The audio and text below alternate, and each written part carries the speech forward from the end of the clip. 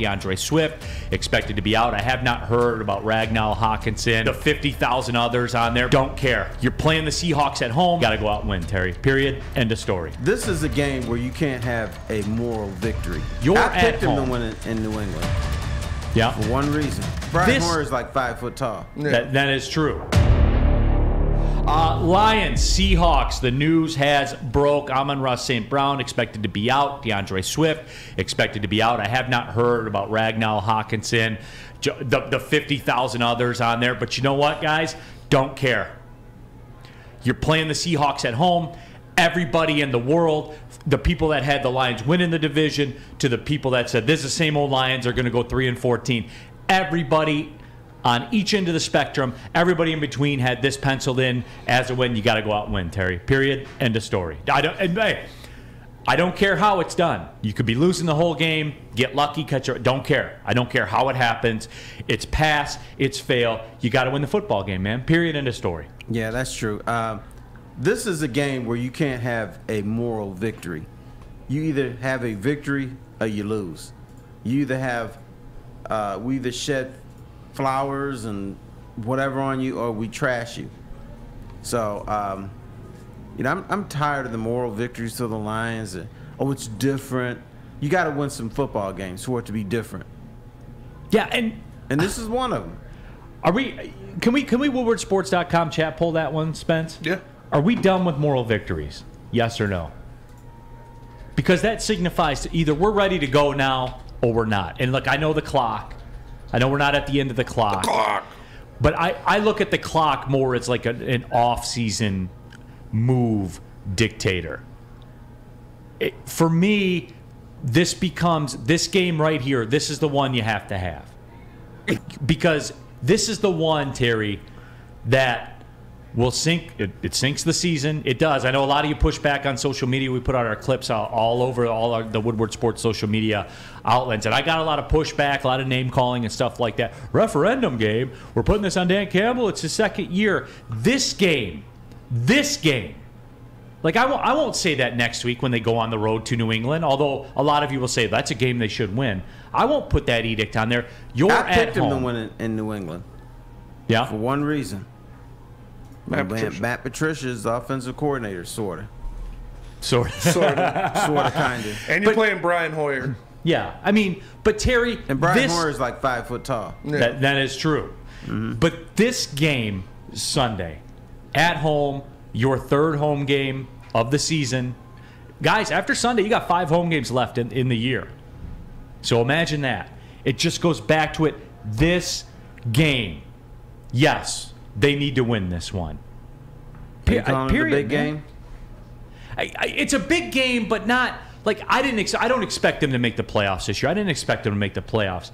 But Terry, I think it is a big game, independent of all that. You know, I always talk. I give you the analogy, right? Like the Detroit sports teams are going up I-75, and everyone's trying to get up north, right? And everyone's at a different exit. You know, some are at the Zilwaukee Bridge. Some are at Standish where it breaks off into 23. Some are still stuck in traffic at the Great Lakes Crossing because every Friday at 5:30, there's always a big backup in front of Great Lakes Crossing. Everyone's at a different exit. For me, this is a checkpoint game. This is an exit. I need to know that they are on the right path just in terms of winning football games. And look, if they lose this game, my guess is the decision-making is compromised. Is that fair? We're scared, right? And you're trying to figure out, are you going to Mackinac Island or Alpena?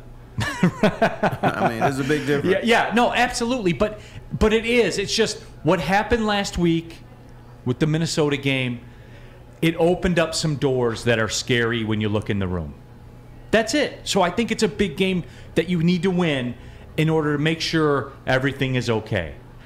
Am I Sam Flannel? Am I being obtuse here? Like where are we at? No, you're absolutely right. And there's parts of the Detroit Lions team, even though there's injuries, you still have a big advantage on the offensive line versus defensive line. Penei Sewell, Taylor Decker, Frank Ragnow they're playing. I mean, Frank Ragnow had limited practice yesterday.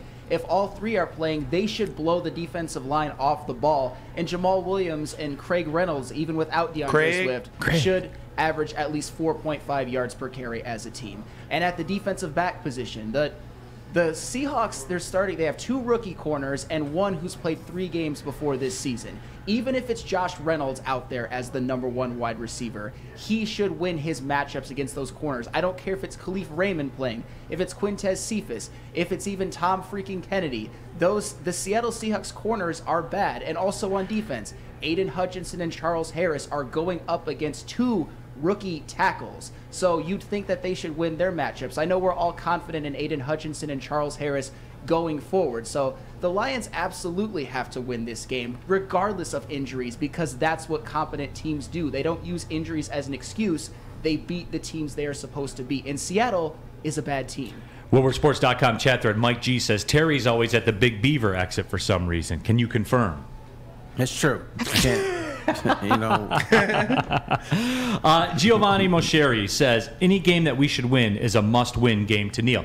And Giovanni, no, that is not the case, man. Because I think a lot of people will say that they should win their next game at New England.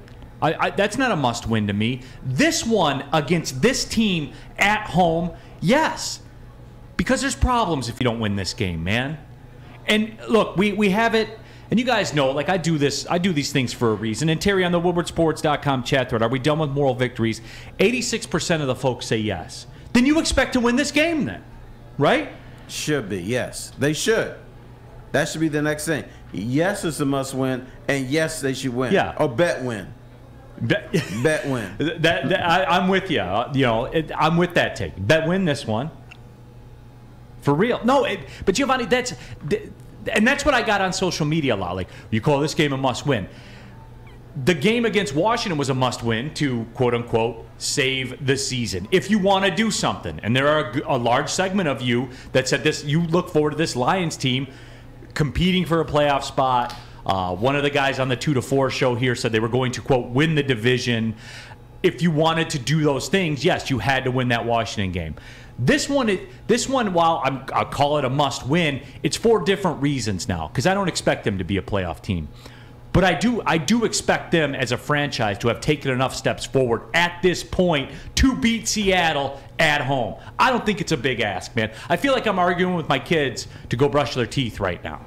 You know? I mean, the Lions, what did they do when they had a must-win against the Commanders? They didn't use Amani Oruware's injury as an excuse. They didn't use Frank Ragnow and Jonah Jackson's injuries as an excuse. They went in there and they took that game from Washington. Yeah. They played their best half of football in 6 years. Absolutely. I can't remember seeing them play better, and that's what they have to do against Seattle. I know that they're going to have some injuries. Amon-Ra St. Brown and DeAndre Swift are huge losses, but competent teams, I'm not saying even good teams, competent teams, even the Giants, they go in there and win those games that they're supposed to win. It's just that simple. I think the only half of football I've seen better than that one out of the Lions was that Broncos game when Rodgers had like an 80-yard pick six and then was on ventilator on the sidelines after that.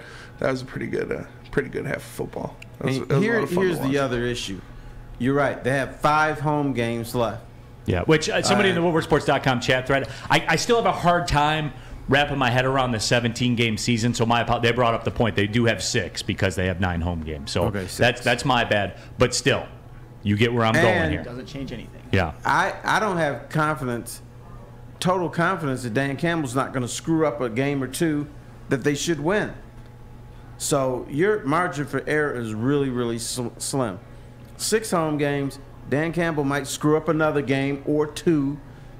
So where does that leave you? And that's what's scary about it, Terry.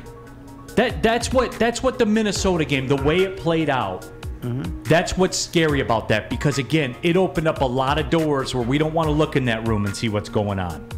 We don't want to, but we may have to. Well, it sounds like we're going to be talking about Pistons and Red Wings a little more than we expected.